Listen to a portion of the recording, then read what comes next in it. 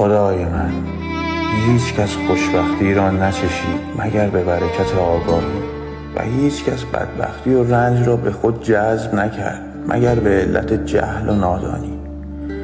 هیچ کس به تو نزدیک نشد سعادت دنیا و آخرت را به دست نیاورد مگر به وسیله آگاهی و هیچ کس از تو دور نشد مگر از سر جهل و تاریکی.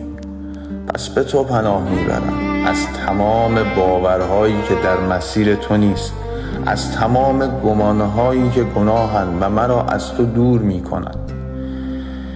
ای نور رحمت، ای انتهای زیبایی، مرا هر روز بیش از پیش آگاه گردان تا سوی تو آیم، چرا که با تمام ذره های وجودم به رحمت تو محتاجم. به تو پناه میبرم از اینکه لحظه‌ای پناهم نباشی، دعایم را نشنوی که تو شنونده و بینایی.